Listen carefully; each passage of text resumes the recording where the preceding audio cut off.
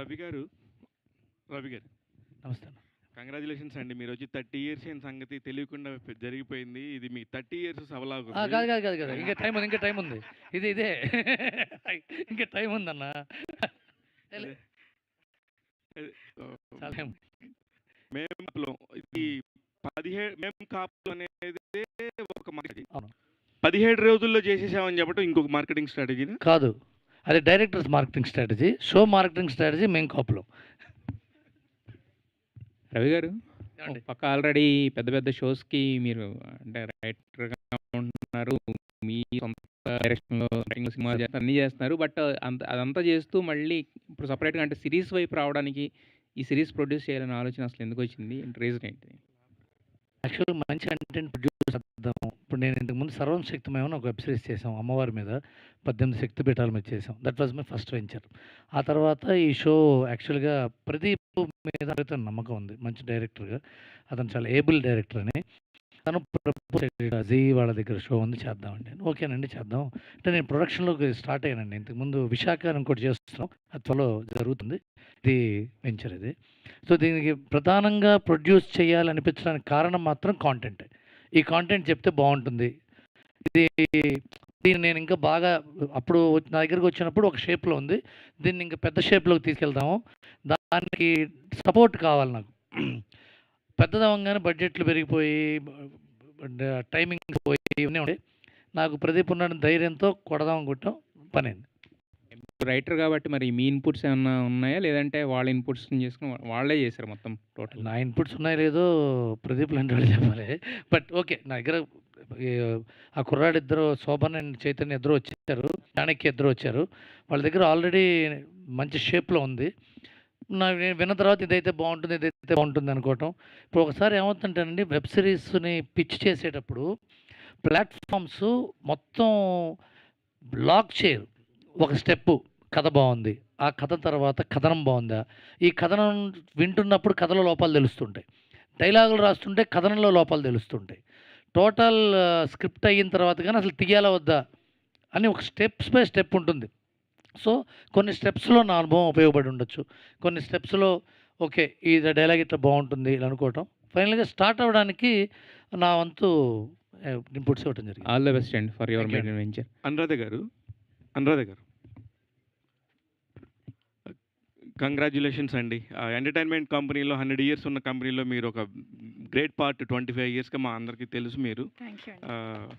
Fantastic contents చేస్తున్నారండి. ఈ మధ్య వెబ్ సిరీస్ల దగ్గరికి వచ్చేసరికి మీరు చేస్తున్న వాటిలో నాకు బాగా నచ్చినాయి బహిష్కరణ ఒకటి, వికట కవి ఒకటి.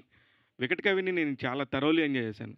మళ్ళీ ఎందుకు ఈ మధ్య కొంచెం స్లో డౌన్ అయిందని నాకు ఒక టైంలో మళ్ళీ మేం కాపులు అంటూ వస్తున్నారు.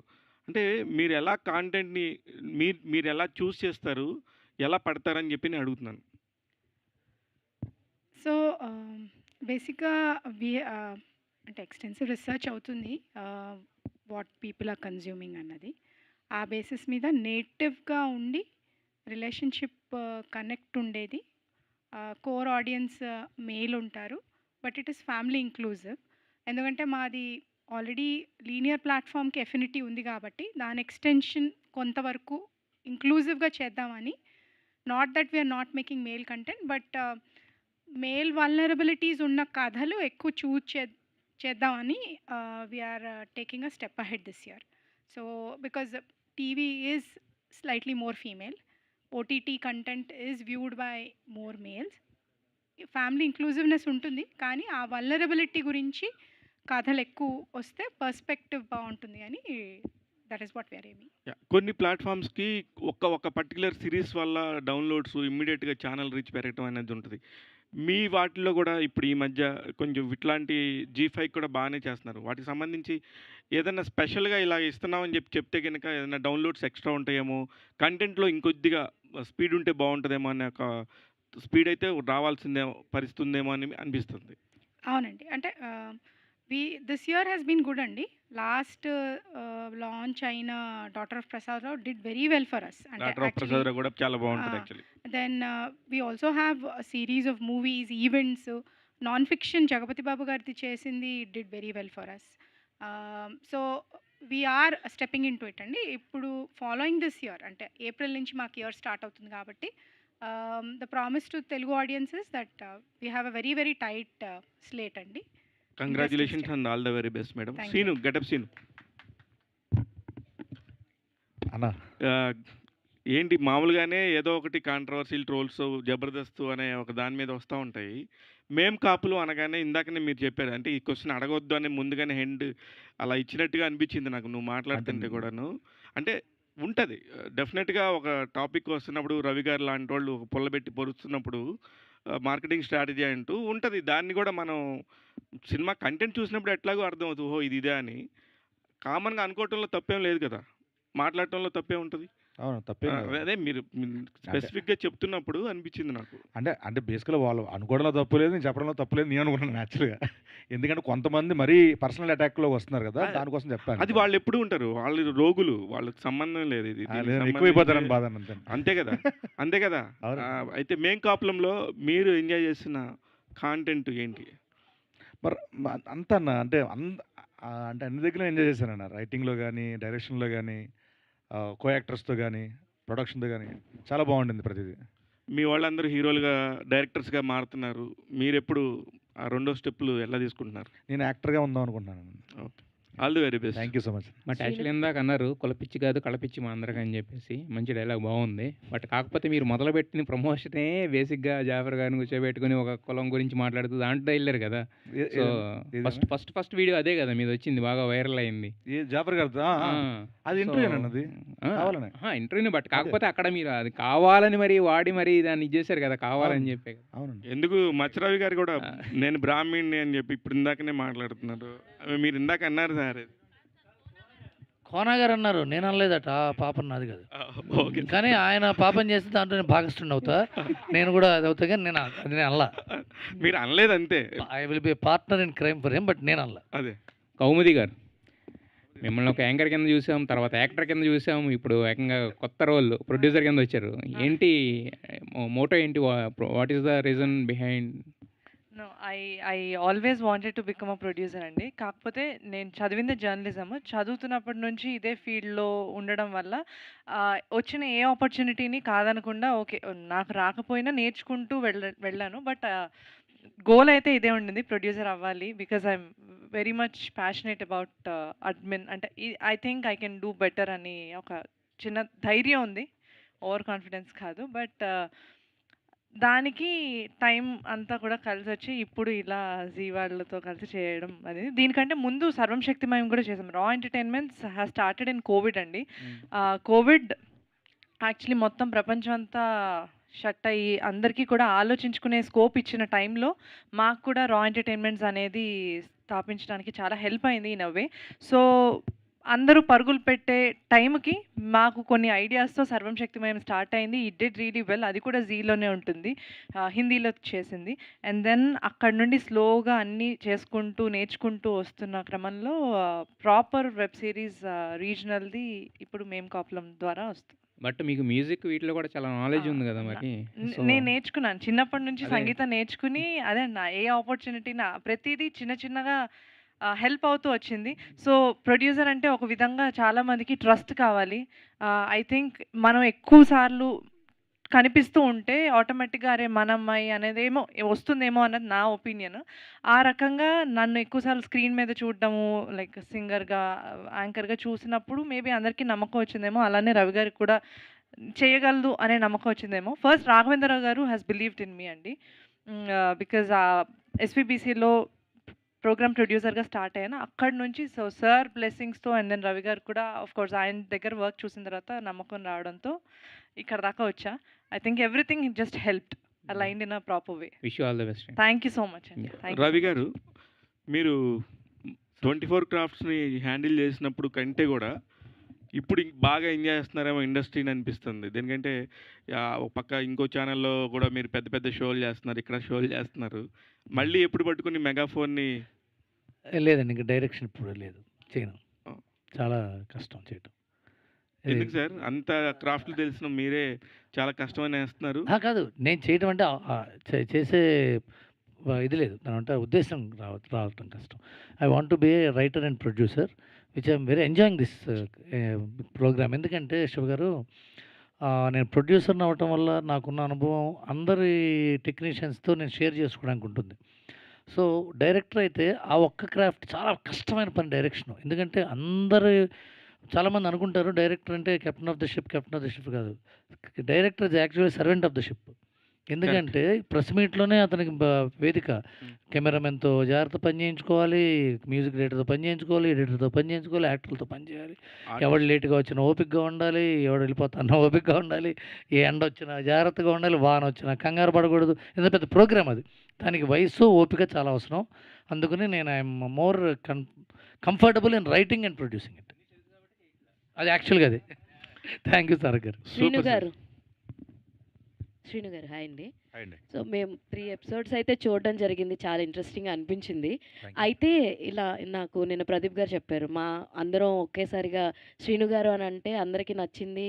ఓకే. క్యారెక్టర్ సెట్ అవుద్దన్నారు. అసలు మీరు కథ వినంగానే మీ థాట్ ఏంటి? అండ్ అప్పటికే చాలా మందికి 'సొటారి బ్రదర్స్' సిరీస్ చాలా ఇష్టం.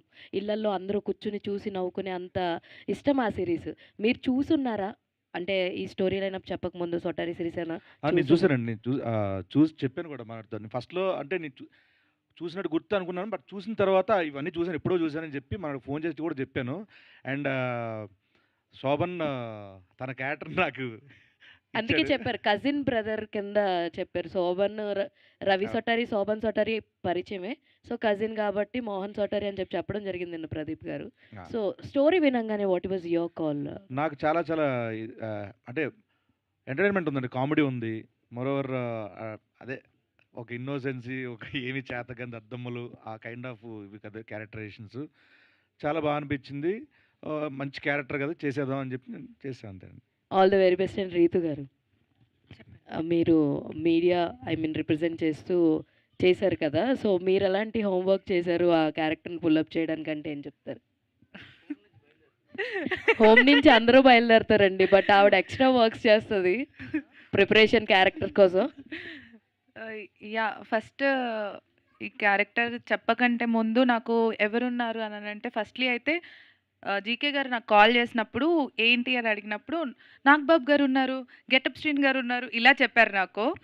సో, వెంటనే నాగబాబు గారు ఉన్నారు అనంగానే ఓకే, ఓకే, ఓకే అని చెప్పేసా. వచ్చేసిన తర్వాత స్టోరీ అంతా విన్న తర్వాత, నా క్యారెక్టర్ విన్న తర్వాత నాకు కొంచెం నత్తి. సో, ఇప్పుడు ఇదంతా ఎలా చేయగలను నేను మైక్ పట్టుకొని ఇంతసేపు ఎలా మాట్లాడాను. బట్ ప్రదీప్ గారు థ్యాంక్ యూ. నత్తి అంటే ఫస్ట్ అలా మాట్లాడేస్తా ఉంటా. దాని నత్తి కదమ్మా. బ్రెయిన్ నత్తి. సో, సో ప్రదీప్ గారు మా డైరెక్టర్ గారు చాలా అంటే ఇలా చేయాలి, ఇలా ఇక్కడ బ్రేక్ తీసుకోవాలి, ఇక్కడ కంటిన్యూగా మాట్లాడాలి, డైలాగ్స్ ప్రతిదీ అలా క్లియర్‌గా చెప్పారు. So, it help me so much. Homework అని అంటే ఇంకా మీ అందరినీ చూసే అలా. ఆల్ ది వెరీ బెస్ట్ అండి. థ్యాంక్ యూ, చాలా థ్యాంక్ యూ బాగా సో మచ్. అనిపించింది 3 ఎపిసోడ్స్‌లో మీ పెర్ఫార్మెన్స్ అయితే. Thank you so much. Ravi garu. అమ్మా. Sir Ravi garu. Sorry sir. Raviteja సొటారి. సొటారి. సో, నాకు చాలా ఇష్టం అండి 'సొటారి' సిరీస్. అప్పుడు థ్యాంక్ యూ అండి. చూడడం థ్యాంక్ జరిగింది. అయితే మీరు ఆల్రెడీ ప్రదీప్ గారితో అసోసియేట్ అయ్యి చేయడం మేము చూస్తున్నాం. ఇందాక మాటలో కూడా చెప్పున్నారు. ఇప్పుడు అలా పోస్టర్ మీద మీ ఇమేజ్ చూసుకుంటూ మీకు ఎలా అనిపిస్తుంది? అండ్ వీళ్ళతోటి వర్క్ చేయడం, వీళ్ళతో అసోసియేషన్ ఎలా అనిపించింది? అంటే what you will say? First 'వికట కవిలో' చేసిన క్యారెక్టరు పటేల్ క్యారెక్టరు ప్రదీప్ గారు పిలిచి నాకు ఆ క్యారెక్టర్ ఇచ్చారు. అంటే ఎప్పుడో చేసిన ఓటీటీలో చిన్న క్యారెక్టర్ చేసినా నన్ను ప్రదీప్ గారు ఎప్పుడు ఆల్వేస్ సపోర్ట్ చేస్తారండి. అలా 'వికట కవిలో' ఒక మంచి character Patel character through out ఇచ్చారు. ఈ మెయిన్ కాపులం వచ్చేసరికి ఫస్ట్ ప్రదీప్ అన్న అనగానే నాకు ఫుల్ హ్యాపీ అనిపించింది. ఎందుకంటే ప్రదీప్ అన్నకు తెలుసు నేను. తర్వాత నేను మెయిన్ రవి సోటారి క్యారెక్టర్ చేయడం, గెటప్ సీన్ అన్న గారు మోహన్ సోటారి క్యారెక్టర్, గజపతిరాజు గారు మోహన్ బాబు గారు నాగబాబు గారు సారీ సారీ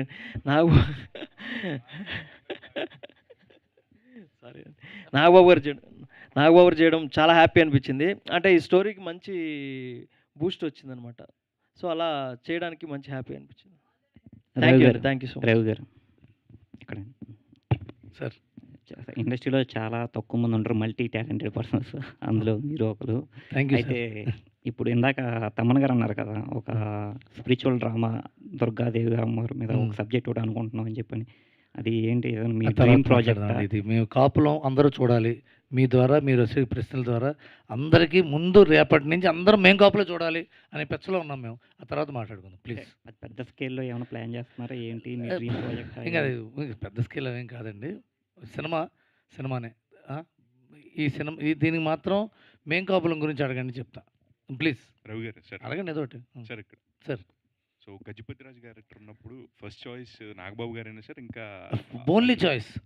కథ చెప్పంగా నాగబాబు గారు కనిపించారు నాకు. నాగబాబు గారు ఈ గెటప్ ఉంది కదండీ!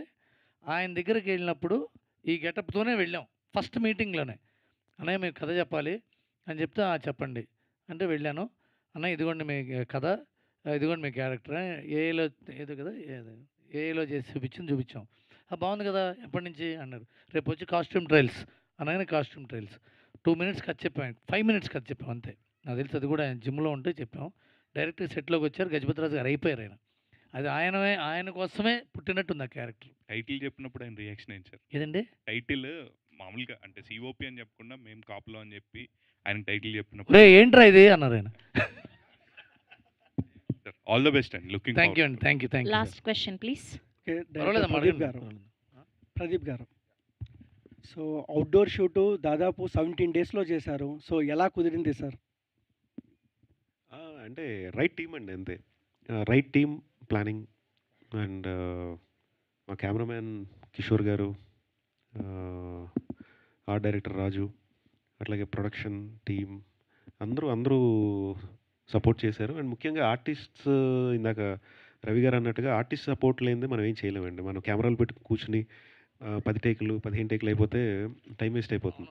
So we have right solid actors. అందరూ సింగిల్ టేక్లో హార్డ్లీ 2-3 టేక్స్ మ్యాక్స్. సో అందరూ ఆర్టిస్ట్ సపోర్ట్ చేయబట్టి ఆ షార్ట్ స్పాన్లో వీ కెన్ పుల్ ఆఫ్ అండి. ఇక్కడ ఒక విషయం చెప్పాలి సార్. మీరు అడిగారు కాబట్టి. ఓ రోజున మార్నింగ్ 7 నుంచి రాత్రి 2 దాకా ప్లాన్ చేశాడు. అట్లా 4-5 రోజులు తీశాడు. నాకు ప్రతిరోజు ఇబ్బంది ప్రదీప్‌తోది. నైట్ 2 దాకా. పొద్దున 7 నుంచి నైట్ 2 దాకా ఏంటే బాబు అంటే, అది ఒక గెటప్ సీన్ టైం ఒకటి ప్రాబ్లమ్ ఉందండి. అంటే ఏంటి రానన్నాడా? లేకపోతే మధ్యాహ్నం నుంచి వస్తా అన్నాడా? సాయంత్రం నుంచి వస్తా అన్నాడా? అని మేము చర్చ. లేదు ఒక గంటకి లేట్‌గా వస్తాన్నాడు. ఒక 9:30, 10 దాకా వచ్చేస్తాన్నాడు అంటే, పర్వాలేదు దానిదేముందంటే, కాదండి అక్కడి నుంచి విజయవాడ నుంచి రావాలట 9:30 అయ్యో 9:30, 10 ఏముందిలే ఇంకో సీన్ చేసుకుంటానంటే, తను 8:30కే వచ్చేసాడు. టైంకి ఏ రోజు రాలా గెటప్ సీన్. గంట ముందే రావటం ప్రతిసారి. గంట ముందు రావటం కూడా ప్రాబ్లమ్స్ ఉంటాయి. ఇది సీన్ గారు మీ ముందు ఏంటంటే మీతో ప్రాబ్లమ్ ఏంటంటే, మీరు చెప్పిన టైంకి వస్తే మేము ముందు వేరే సీన్ తీసుకుంటాం. మీరు చెప్పిన టైం కూడా ముందు వస్తే మీ సీన్ కూడా తీయాల్సి వస్తుంది. అదో ప్రాబ్లమ్ ఉంది. ఇది ఎందుకంటేనండి ఇది ఇప్పుడు టైంకి వస్తుంది చెప్పకపోతే ఇబ్బంది అవుతుంది. చిరంజీవి గారు కూడా అంతే. ఆయన టైంకి ఏ రోజు రాలేదండి ఆయన. పావుగంట ముందు, అరగంట ముందు. అదే అట్లా ఆ చెడు అలవాట్లని ఈయన కూడా నేర్చుకున్నాడు. యాక్చువల్లీ అక్కడి నుంచే ఇవన్నీ. Okay. Thank you so much to all the media. So ఇవాళ నైట్ నుంచి జీ5లో ఎయిర్ అవ్వబోతుంది. మేం కాపులం మీరు అందరూ కూడా చూసి రివ్యూస్ ఇవ్వాలని మనస్ఫూర్తిగా కోరుకుంటూ టుడే ఆర్‌పీఆర్ వాజ్ ఆర్ నాయుడు గారు. Thank you so much event by UV media. Thank you so thank you much. Sir. Night sir.